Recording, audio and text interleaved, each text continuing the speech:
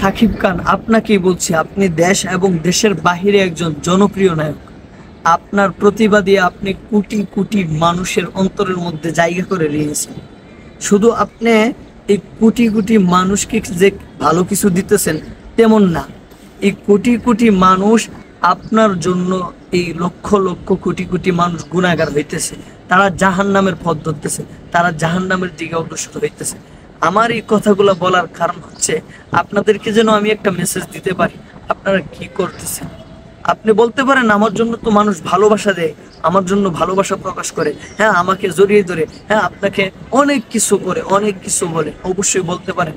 হ্যাঁ, এটা হচ্ছে আপনাকে জাহান্নামে নেওয়ার জন্য মানুষ আগ্রহ করতেছে, কিন্তু আপনাকে জান্নাতের পথ দেখানোর জন্য কেউ আগ্রহ করতেছে না। আপনাকে আমি জাস্ট একটা কথা বলে দিতেছে, হয়তো আপনি এখন আছেন, হয়তো আর 1 বছর পর নাও থাকতে পারেন, নাও থাকতে পারেন, কিন্তু আপনি কি রেখে যাইতেছেন, কি রাইখা যাইতেছেন জাতির জন্য?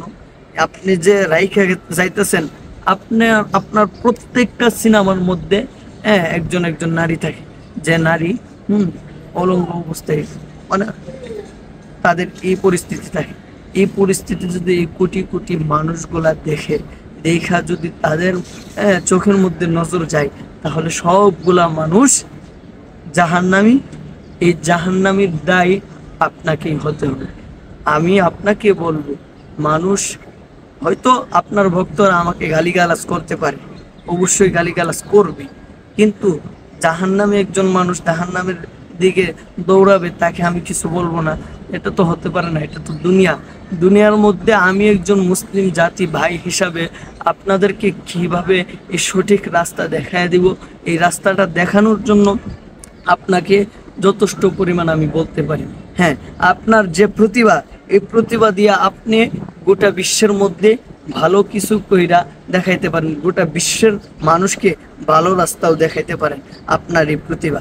কারণ আল্লাহ রাসূল সাল্লাল্লাহু আলাইহি ওয়াসাল্লাম আবু জাহেল এবং আবু বকর রাদিয়াল্লাহু তাআলা আনহু ওমর রাদিয়াল্লাহু তাআলা আনহু তাদের জন্য দোয়া করেছিলেন, আল্লাহ তাআলা কবুল করেছেন ওমর রাদিয়াল্লাহু তাআলা আনহুকে।